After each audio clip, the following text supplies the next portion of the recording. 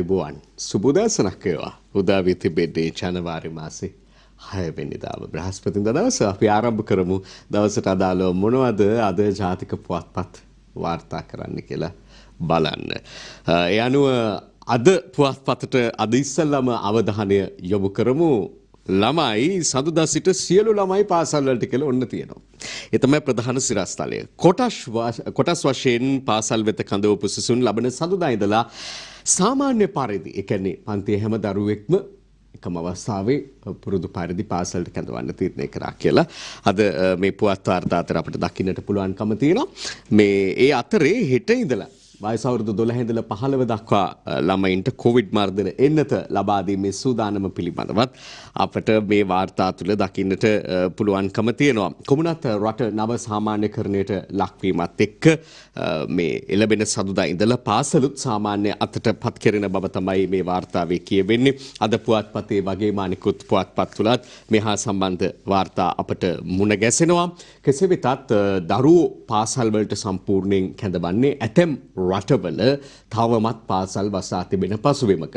ඒ වගේම ඇතැම් රටවල දැඩි නීති රීති මැද ක්‍රියාත්මක වෙන පසුබිමක. අපේ රටෙත් අලුත් වෙච්ච සෞඛ්‍ය මාර්ගෝපදේශ මාලාවක් යටතේ තමයි මේ විදිහට දරුවෝ පාසල් කැඳවුවත් ඒ කටයුතු සිදු වෙන්නේ කියන එක විශේෂයෙන් සඳහන් කරන්න ඕනේ. ඒ එක්කම කියන්න ඕනේ ලෝකයේ කොවිඩ් තත්ත්වය ගත්තොත් එහෙම පසුගිය 4 වෙනිදා පෙරේද තමයි වැඩිම ආසාදිතයෝ සංඛ්‍යාවක් 21ක් වාර්තා වුණා ගෝලීය කොවිඩ් ආසාදිත සංඛ්‍යාව. ඒ අතර ඔමික්‍රෝන් තමයි බහුලව පැතිර යන ප්‍රභේදය. අසල්වැසි ඉන්දියාවේ ඔමික්‍රෝන් මරණයකුත් වාර්තා වෙනවා. ලෝකයේ තත්ත්වය එහෙම වෙනකොට විශේෂයෙන් මේ වාර්තා වෙච්ච දෛනිකව වාර්තා වෙච්ච වැඩිම ආසාදිතයෝ සංඛ්‍යාවේ වැඩිම අගයක් බ්‍රිතාන්‍ය කලාපයක් විදිහට බ්‍රිතාන්‍යයට අයත් වෙනකොට ලෝකයේම තවමත් තියෙන්නේ කොවිඩ් පිළිබඳව ඉතාම අවිනිශ්චිත තත්ත්වයක්. කොයි මොහොතේ යලිත් රැලි ඇති වේවිද, එහෙම නැත්නම් කොයි මොහොතක යලිත් වතාවක් පුපුරා යාමකට ලක් වේවිද, යම් පාලනයකට යම් යම් රටවල් කලාප නතු කරගෙන තිබුණත් ඒ පාලනයෙන් ගිලිහෙවිද කියන අභියෝගය මැද තමයි ලෝකයේ ඉදිරියට ගමන් කරමින් ඉන්නේ. රටක් විදිහට අපිත් ඉන්නේ එතන. ඒ අතරේ මේ දැන් අපි මුලින් උපුටාගත්තු පුවත සඳුදා ඉඳලා දරුවෝ පාසල් වලට සියලු දෙනා කැඳවීම පිළිබඳව යලි අවධානය යොමු කළොත් දැනට ඇතැම් පාසල් වල කොටස් වශයෙන් ගෙන්වීම සිදු කරනවා. ඒ කියන්නේ පන්තියෙන් භාගයක දරුවෝ ගෙන්වීම සිදු කරනවා. ඊළඟට ගත්තහම සතියෙන් සතිය මාරු කර කර ගෙන්වනවා. මේ විවිධාකාර ක්‍රම භාවිත කරමින් මේ පාසල් වල විදුහල්පතිවරු, ගුරුවරු, ඊළඟට අනිකුත් සම්බන්ධ පාර්ශව, දෙමව්පියෝ, ආදී ශිෂ්‍ය සංගම් මේ ආදීන් එකතු වෙලා මේ පාසල් වල සෞඛ්‍ය ආරක්ෂාව පවත්වාගෙන යාම සඳහා කටයුතු කරමින් ඉන්නවා. කොමුණත් අවුරුදු 15ට ඉහළ දරුවන්ට එන්නත ලබා දීම පසුගිය කාලේ සිදු වුණා. දැන් 12 ඉඳලා 15 අතර ළමයින්ට කොවිඩ් මර්ධන එන්නත ලබා දීමට සූදානම් කියලා කියනවා. හෙට ඉඳලා එක් මාත්‍රාවක් ලබා දීම සඳහා අනුමැතිය හිමි වූ බව තමයි වාර්තා අතර අපට දකින්නට පුළුවන්කම තියෙන්නේ. ඊට පස්සේ අපි අවධානය යොමු කරනවා දිනමින පුවත්පතේ මෙන්න මේ වාර්තාව වෙත. අපි කොවිඩ් ගැන කතා කළ නිසා ඔමික්‍රොන් පරදවන IHU ප්‍රභේදය ප්‍රංශයෙන් සොයා ගැනේ කියලා සඳහන් වෙනවා. ප්‍රංශයෙන් නව ප්‍රභේදයක් වාර්තා වීම පිළිබඳව. PCR පරීක්ෂණ අඩු කරන අය දෛනිකව පරීක්ෂණ 10000ක් නියෝජ්‍ය අධ්‍යක්ෂ ජෙනරාල් සෞඛ්‍ය සේවා හේමන්ත හේරත් මහතාව පුටා දක්වමින් එලිස දිනමින තවත් වාර්තාවක් ගෙනෙනවත් අපට දකින්නට පුළුවන්. මේ අතරේ රාජ්‍ය ඇමති රොෂාන් රණසිංහට සහ ඊළඟට හිටපු සෞඛ්‍ය අමාත්‍යතුමා රාජිත සේනාරත්න යන මහත්වරුන්ට කොවිඩ් ආසාදනය වී ඇති බවත් දැනගන්නට ලැබෙනවා. රාජ්‍ය ඇමති රොෂාන් රණසිංහ නම් බ්‍රිතාන්‍යයේ ඉන්න බව තමයි දැනගන්නට ලැබෙන්නේ. ඔහුට ආසාදනය වෙලා කියනවා. ඒ වගේම හිටපු සුවපති සෞඛ්‍ය ඇමති තුමා රාජිත සේනාරත්න මහතාටත් කොවිඩ් ආසාදනය වෙලා අපි සුවය ප්‍රාර්ථනා කරමු. කාටත් මේ කොවිඩ් ආසාදිත වෙන්න සෑම දිනකටම අපි එකසේ සුව පතනවා. ඊළඟට දිනමින පුවත්පතේ තිබෙන තම වැදගත් වෙන තවත් පුවත් වාර්තාවක් උපාධිධාරීන් 51000කගේ පත්වීම් ස්ථිර කෙරේ. වැඩිම පිරිසක් බඳවාගත් පළමු අවස්ථාව. ඓතිහාසික මොහොතක් අවස්ථාවක් තීන්දුවක් ලෙස දිනමින පුවත්පත මේ කාරණාව පෙන්වා දෙන්නේ. උපාධිධාරීන්ට රැකියා දීමේ වැඩපිළිවෙල යටතේ උපාධිධාරීන් 51000ක් ස්ථිර පදනමින් සංවර්ධන නිලධාරී තනතුර සඳහා අනියුක්ත කොට ඇති බවයි කියවෙන්නේ. එක පැත්තකින් රැකියා අවශ්‍යතාවයන් ඉටු කර දෙමින් උපාධිධාරීන් රැකියා ඉල්ලමින් පාරට බැස්ස කාලයක් ඉතා දැඩි ලෙස ඔවුන්ගේ ඉල්ලීම් ඉදිරිපත් කරමින් අරගල කරපු කාලයක් අපට මතකයට නැගෙනවා. ඒට පිළියමක් විසඳුමක් විදියට මේ ජනාධිපතිවරයා පත්වන මොහොතේම ඒ පිළිබඳව අවධානය යොමු කළා. ඒ අනුව තමයි ඔවුන්ව සේවයට බඳවා ගැනීම සඳහා මුලින් තීරණය වුණින් පස්සේ දැන් මෑතකදී ඇයව ස්ථිර පත්වීම යට ලබා දීම සඳහා කටයුතු කරන මුලින් දීමනාවක් ලබා දුන්නා. පස්සේ දැනගන්න ලැබෙන ආකාරයට 40,000ක් වමන වැටුපකට මේ අය ස්ථිර සේවයට බඳවා ගත්තා කියලා සඳහන් වෙනවා. නමුත් රාජ්‍ය සේවය අද තිබෙන්නේ කොතැනද? රාජ්‍ය සේවය ඇතැම් ඇමතිවරුන්ගේ ප්‍රකාශ වලින් පවා පේන්නේ රාජ්‍ය සේවය රටට බරක් වී ඇති බවක්. එවැනි පසුබිමක් තුල මේ තව පිරිසක් බඳවා ගැනීම තුලින් රටේ ආර්ථිකයට තවත් බරක් එක්කාසු වුණාද කියන ප්‍රශ්නයක් තියෙනවා. හැබැයි මේ බරක් බවට පත් වෙන්නේ හෝ නොවන්නේ ඔවුන්ගේ සේවය ලබා ගන්නා ආකාරය අනුව, ඔවුන් සේවය කරන ආකාරය අනුව, රාජ්‍ය ආයතන වලින් සැලසෙන මහජන සේවය අනුවයි කියන එක තවත් පිරිසකගේ අදහස බවට පත් වෙලා තියෙනවා. නිසා කාර්යක්ෂම රාජ්‍ය සේවයක් පවත්වාගෙන යාම ඉතාමත්ම වැදගත් කියන එකත් මෙවැනි උපාධිධාරීන්ට පත්වීම් ලබා දීමටත් වඩා මෙතන ගැටලුව තිබෙන්නේ විවිධ කාලවල විවිධ ආණ්ඩු විවිධ දේශපාලනඥයන් මැදිහත් වෙලා තම තමන්ට උවමනා පරිදි රාජ්‍ය ආයතන පුරවන්නට කටයුතු කරලා තිබෙනවා මෑත ඉතිහාසයේ සලකා බැලීමේදී. ඒක තමයි බරපතල ගැටලුව විදිහට බොහෝ දෙනා පෙන්වා දෙන නිසා අද රාජ්‍ය සේවයේ බරක් කියලා තමයි කියනවා නම් ඒ බර ඇති කලේ තමන්ම බව වටහා ගත යුතුයි කියන එක පෙරලා ප්‍රකාශ කරන කාරණාවක්. නැතුව මේ වසර ගණනක් මහන්සි වෙලා උපාධිධාරියෙක් බවට පත් වෙලා ඒ අයට රැකියාව ලබා දීම නොවේ මෙතන තිබෙන ගැටලුව කියලා පිරිසකගේ අදහස වෙන්නේ.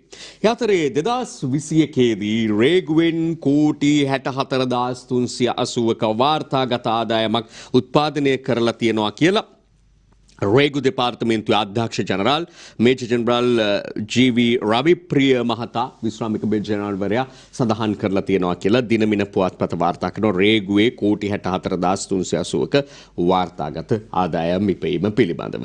ඊළඟට පොල් අපනයනයෙන් සහ කෘෂි අපනයන තුලින් වැවිලි බහුග අපනයනය තුලිනුත් අප වාර්තාගත ලෙස ආදායම් උත්පාදනය කර ගනිමින් තිබෙන බව වැවිලි ඇමති වෛද්‍ය රමේෂ් පතිරණ මහතා පසුගියදා ප්‍රකාශ කර තිබුණා. ඒකම හම්බන්තොට වරාය ආශ්‍රිතව පොල් අපනයන සැකසුම් කලාපයක් ස්ථාපනය කිරීම පිළිබඳවත් ඔහු අදහස් දක්වා තිබෙනවා. අපේ පොල්වලට ඉහළ ඉල්ලුමක් විදේශ වලින් හිමි වී තිබීම සහ පොල් කර්මාන්තේ නගා සිටුවීමට ගනිමින් තිබෙන පියවර අනුව ඉදිරි පියවරක් විදියට මෙලෙස කටයුතු කරනවා කියලා තමයි සඳහන් වෙන්නේ. එහෙම කාරණා අහන්න දකින්න ලැබීම සතුටක්. මොකද බොහෝ වෙලාවට අපට මුණ ගැසෙන්නේ මෑත කාලීනව රටට යහපතක් වන කාරණාවලට වඩා අයහපත වන කාරණා පිළිබඳව.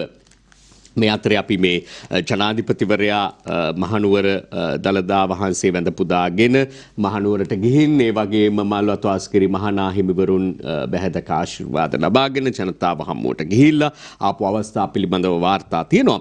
ඊට පෙර ඊටාම විශේෂ අවස්ථාවක්. ඒ වගේම වෛද්‍යවරුන්ගේ රෝහල් කාර්ය මණ්ඩලයේ විශිෂ්ට සේවයක් කැපවීමක් දායකත්වයක් අපි අත්පොලසන් දෙන්න ඕනේ අවස්ථාවක් දකින්න ලැබෙනවා මව්බිම පුවත්පතේ. නැගෙනහිර කොළඹ මූලික රෝහලේ වෛද්‍ය කාර්ය මණ්ඩලයේ මානුෂීය මෙහෙයුම අම්මයි දරුවයි බේරාගත් මුල්ලේරියා සටන. මුල්ලේරියා සටන කිව්වහම ඔළුවට එන්නේ නම් වෙන සටනක් පිළිබඳව ඉතිහාසයේ ලියවී ඇති සටනක් පිළිබඳව මුල්ලේරියා විලෙයින් හැවුණු සටනක් පිළිබඳව.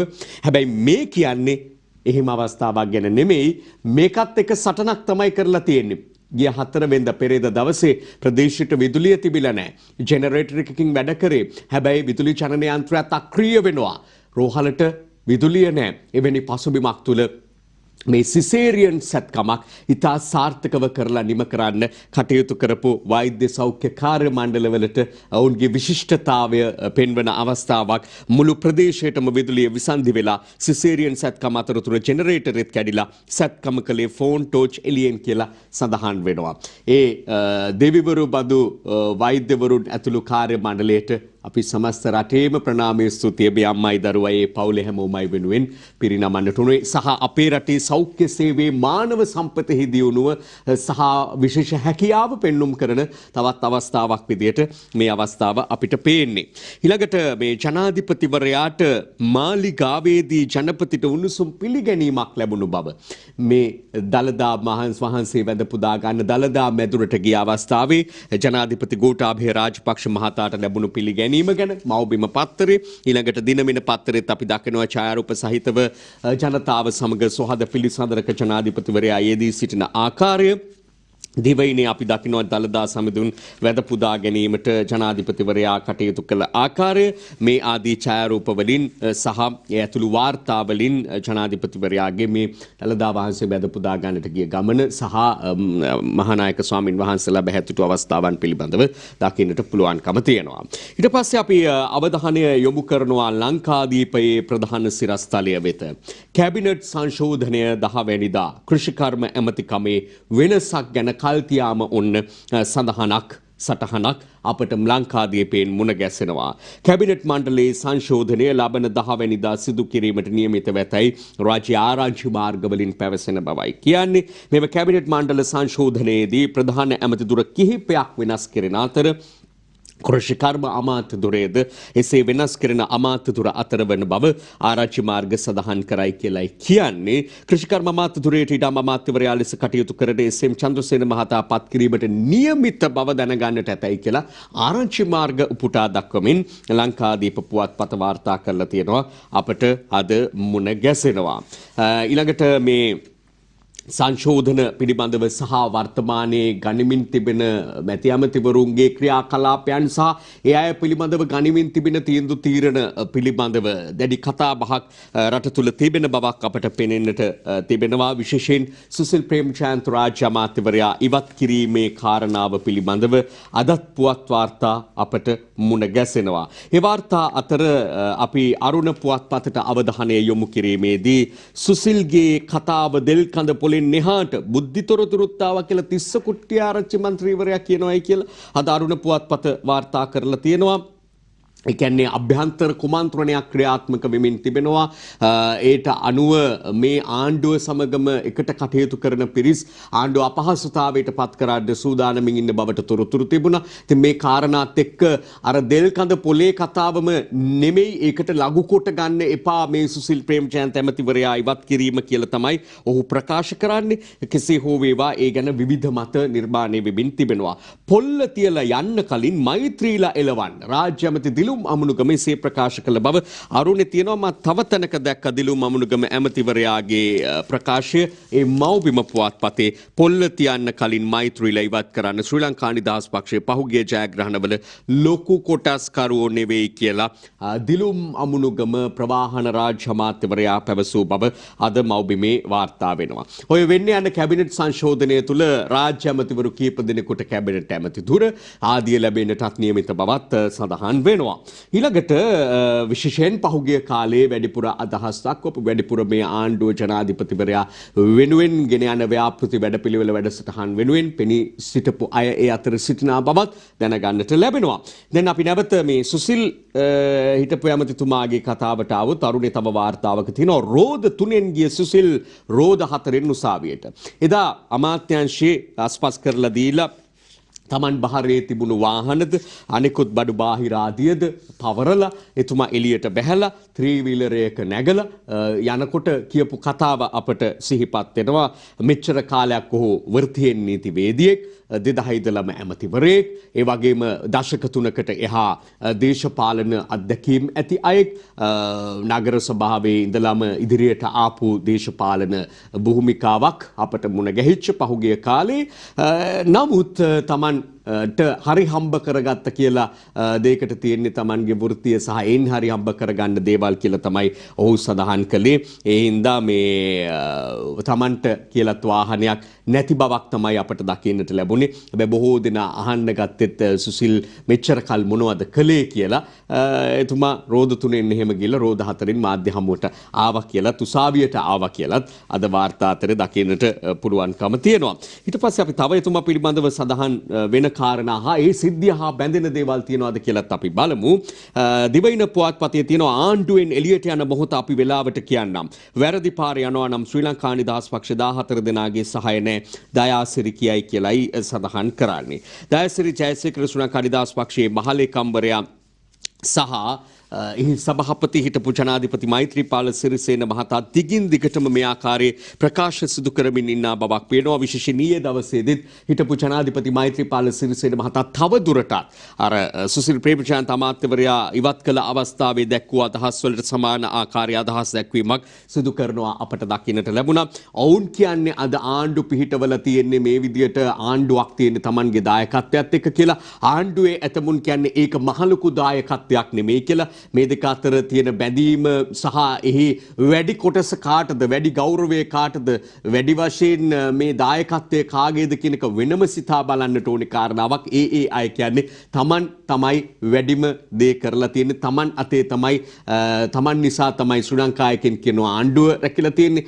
ආණ්ඩුව කියනවා ශ්‍රී ලංකා නිදහස් පක්ෂය නිසා පමණක් නෙවෙයි ආණ්ඩුව පිහිටුවාගෙන තියෙන්නේ. කොහොමත් මේ අවස්ථාවේ මේ රටේ ජනතාව ශ්‍රී ලංකා පොදු ජන පෙරමුණ වටා හිටියා. ශ්‍රී ලංකා නිදහස් පක්ෂයෙන් 4-5ක් එන්න තිබිච්ච ජවිපෙගාන්ට පත් වෙන්න තිබිච්ච අවස්ථාව තමයි 14කට වැඩි උනේ ආණ්ඩුව මේව නැත්තම් ශ්‍රී ලංකා පොදු ජන පෙරමුණත් එක්ක එල්ලිලා ආපු නිසා කියලා විවිධ කතා අද අහන්න දකින්න ලැබෙමින් තියෙනවා. ඒ අතරේ හිටපු ජනාධිපතිවරයා දිගින් දිගටම තවදුරටත් ආණ්ඩුව පිළිබඳව සුසිල් ප්‍රේමචන්ද හිටපු අමාත්‍යවරයා දැක්වූ ආකාරය අදහසුත් දක්වමින් ඉන්න බවකුත් පෙනෙන්න තිබෙනවා. ඇතරේ අද දිලුම් අමුණුගම අමාත්‍යවරයා කියපු කතාව අපි පුට ගත්තා වගේම ඒ කාලේ ශ්‍රී ලංකා නිදහස් පක්ෂයේ එකතු කරගෙන මේ ගමන යන සන්ධානගත වෙනකොට අද ඇතැම් අමාත්‍යවරු බවට පත් වෙලා ඉන්න ශ්‍රී ලංකා පොදු ජන පෙරමුණ නියෝජනය කරන ප්‍රබලයින් දැක්වූ අදහස් අපට සිහියට නැගෙනවා.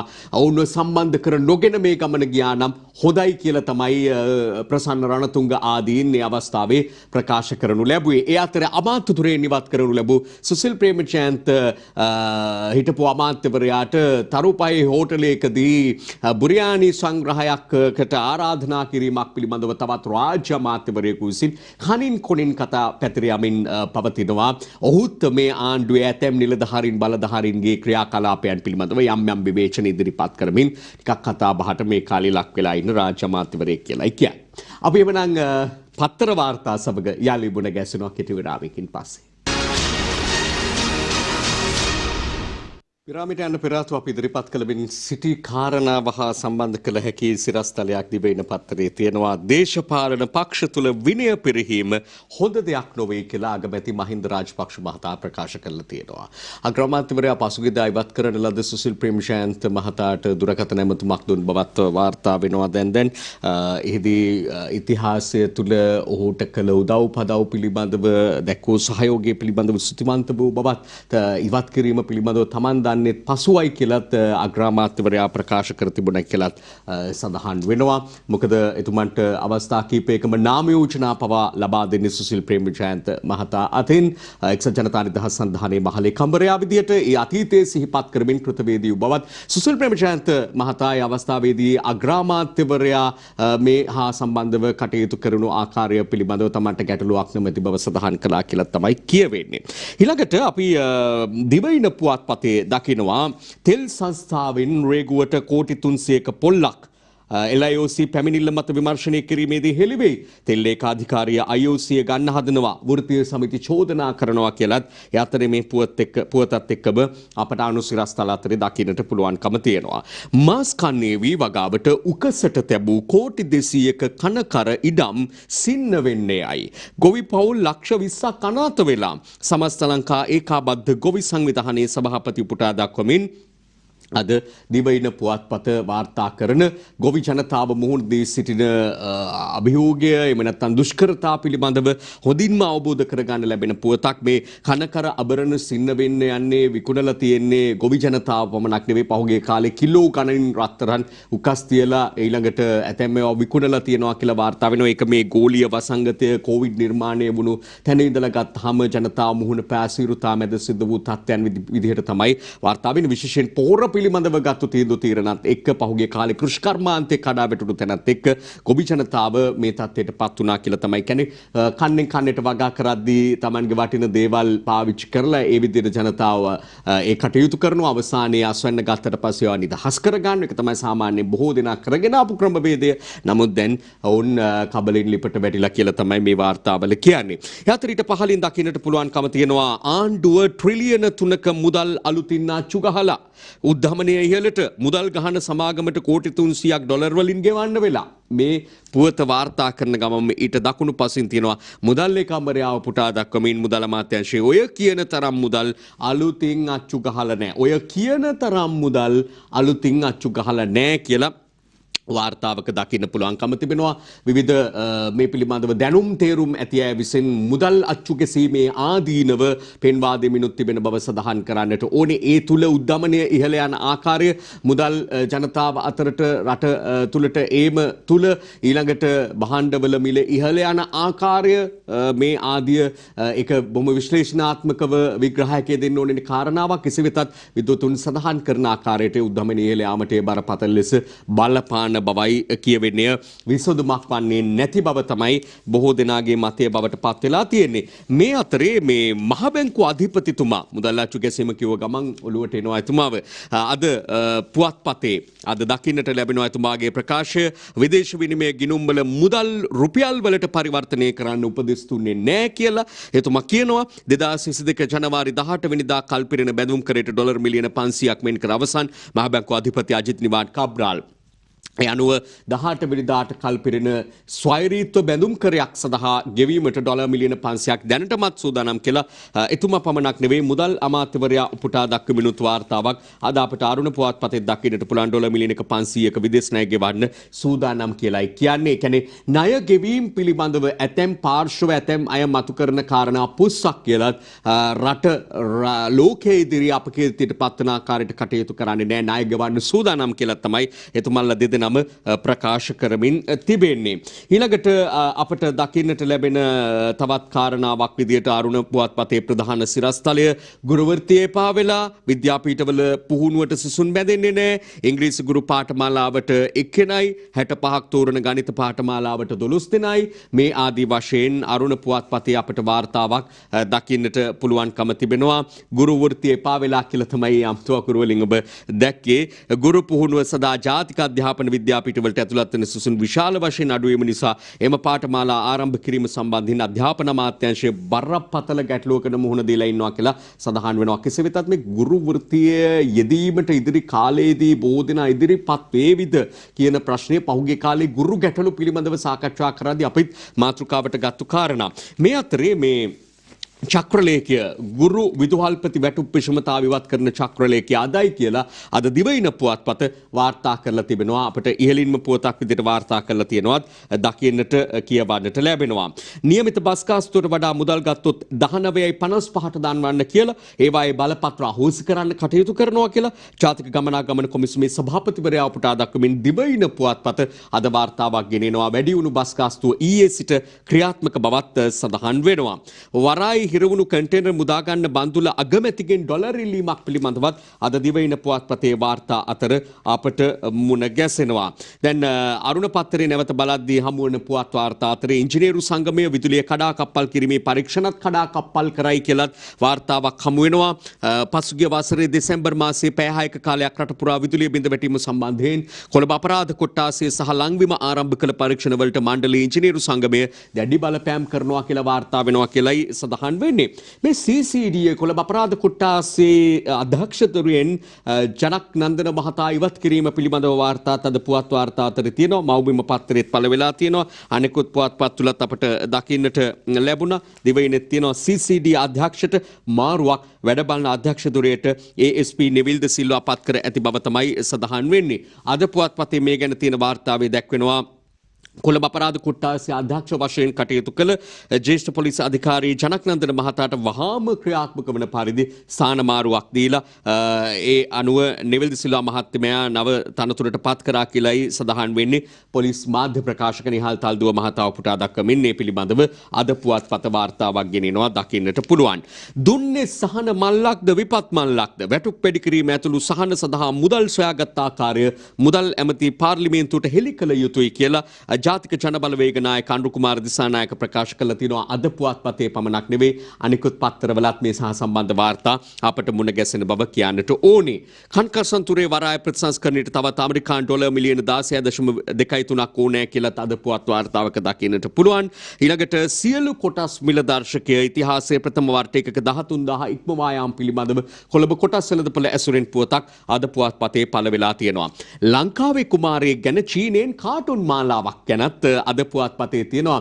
මේ අද ඉන්න කුමාරයෙක් රාජකුමාරයෙක් ගැන එහෙම නෙමෙයි සඳහන් වෙන්නේ. ඒ කාලේ චීනෙන් ඒ කාලේ ලංකාවෙන් චීනයට ගිය කුමාරයෙක් පිළිබඳවයි මේ සඳහන් වෙන්නේ. ඒක හරි සුන්දර කතා මාලාවක් විදිහට ඔවුන් නිර්මාණය කර ඇති බව කියවෙනවා. මේ කතා මාලාව තුළ ලංකාව කියන සුන්දර රට චීනයේ සහ ශ්‍රී ලංකාව අතර තිබුණු සබැදියාව මේ සියල්ල නිරූපණය වෙනවා ගැබ්වෙනවා කියලා තමයි සඳහන් වෙන්නේ. අපි තවත් වාර්තා කීපයකට ඉක්මනින් අවධානය යොමු කරමු. අර TikTok නිසා වෙච්ච ඝාතනයක් ගැන කියවුණානේ. අවුරුදු 16ක තරුණයෙක් ඝාතනය වීම පිළිබඳව. ඒ ඝාතනයට හේතුව TikTokම නෙවෙයි කියලා අද දිවයින පුවත්පත වාර්තා කරනවා. මේක පරණ කෝන්තරයක් කියලා. බාල වයස්කාර 6 දෙනෙක් මේ ඝාතනය පිළිබඳව අත්අඩංගුවට පත් වෙලා මාකුල රැඳවුම් මධ්‍යස්ථානයට යොමු කර ඇති බවත් සඳහන් වෙනවා. ඊළඟට ආරුණේ තියෙනවා කුමන කැලේ ටොන් එකමාරක ගංජා ගුවනින් කොළඹට ගෙනීම පිළිබඳවත් වාර්තා අද පළ වෙලා ඒවත් අපිට දකින්න කියවන්න පුළුවන්කම තියෙනවා. ඊළඟට දිනමින පුවත්පතේ තියෙනවා නිවසක් නෑ කියා කාන්තාවක ග්‍රාම නිලධාරී කාර්යාලයේ පදිංචියට එම පිළිබඳව මේ දිනවල විවිධ ව්‍යාපෘති ක්‍රියාත්මකයි. නිවෙස් නොමැති අයට නිවාස ලබා දීමේ විවිධ වැඩපිළිවෙළ අඩු ආදායම් සහ මධ්‍යම ආදායම් ලාභීන් සඳහා යතර ලංකාදීප පුවත්පතේ අපට දකින්නට පුළුවන් ප්‍රවාහන වෛද්‍ය ආයතනයේ හොර මෙඩිකල් ගජරාමිට නමුත් එවැනි අක්‍රමිකතා නැහැ කියලා සභාපතිවරයා සඳහන් කරනවා කියලත් ලංකාදීපේ තියෙනවා. බදු ඉවත් කිරීමත් සමග දඹුල්ල ආර්ථිකයට රට අලලූණු ඇති පදමට 30කින් අඩු කළා බද්ද ඇති පදමට එනවා. නමුත් ඒ අතර එළවලුත් දැන් තොග වශයෙන් ලැබෙමින් තිබෙනවා. ඒ වුණාට ඉල්ලුම පහළ යාම නිසා මිලත් දැන් අඩු වෙමින් තිබෙනවා කියලා තොග මිල අද වාර්තා අතර අපට දකින්නට පුළුවන්කම තියෙනවා. ගෑස් පිපිරීම නිසා සේවකයන් එන්නේ නැහැ. හෝටල් වල ආප්පකොත්තු හැදීම අඩාල වෙලා කියලා දිවයි ලංකාදීප වාර්තාවක දකින්නට පුළුවන්. ලිත්‍රෝ ලාෆ් ගෑස් නැව් දෙකක් වරායට හැබැයි ඉල්ලුමට සැපෙවුම දෙන්න තාම බෑ කියලත් ඒ වාර්තා අතර දකින්නට පුළුවන්කම තියෙනවා. ඊළඟට ඩෙන්ගු නගී දින 5ට රෝගීන් 1227ක් සැලකිය යුතු ළමයින් සංඛ්‍යාවකුත් ඩෙන්ගු ආසාදනය වී ඇති බවට ළමා රෝහල උපුටා දක්වමින් වාර්තාත් අද දවසේ අපට දකින්න පුළුවන් නිසා දරුවන්ගේ ආරක්ෂාව පිළිබඳව වඩාත් සැලකිලිමත් වෙන්න කියලා සඳහන් කරන්නට ඕනේ. අපි කාටුන් වලට යමු මුලින්ම උපුටා ගන්නට සූදානම් වෙන්නේ මව්බිම පුවත්පතේ කාටුනේ අද දවසේ මරිසිපාල MD වීරරත්නගේ මොනවාද මරිසිපාල කියන්නේ? ඩොලර් දුන්නොත් සති දෙකෙන් ගෑස් දෙන්න පුළුවන්ලු. පුපුරන එකද නැති එකද කියලා මරිසිපාල අහනවා. දෙන්නේ මොන ගෑස් එකද පුපුරන එකද නැති එකද කියලා. ඊට පස්සේ අපි අවධානය යොමු කරනවා අද දවසේ මීළඟ කාටුනේ වෙත. ඒ දිනමින පුවත්පතේ අංජනගේ කාටුන් බලන්නයි යන්නේ. පළාත් සභා නුදුරේදී නෑ කියලා ගම්මන් පිළ කියනවා. 5000 දීමනා දෙනකොට අපි හිතුවේ ඇති කියලා. එහෙම හිතුව බොහෝ දෙනා හිතපු බව දැනගත්තා. ඒ දීපු අයත් ඒ නිසාම ගම්මන් පිළ මැතිතුමන් ළම ඇවිල්ලා කිව්වා ළඟදී ඡන්දයක් එහෙම නැහැ. එහෙම සාකච්ඡාවක් තාම නැහැ කියලා. යොමු අපි දිවයින පුවත්පතට මීළඟ කාටුනය බලන්න.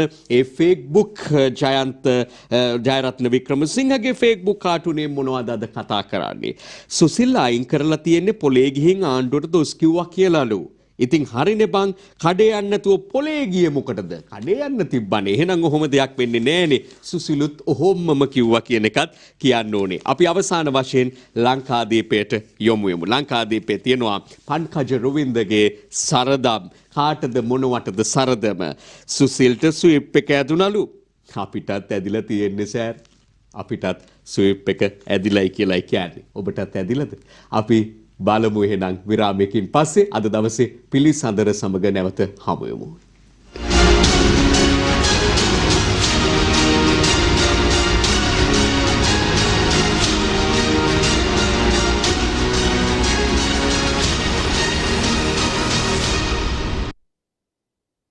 දිනපතා අලුත් වීඩියෝ සහ ප්‍රවෘත්ති නැරඹීමට ඉහත බටන් එක ක්ලික් කර සියත TV සබ්ස්ක්‍රයිබ් කරන්න.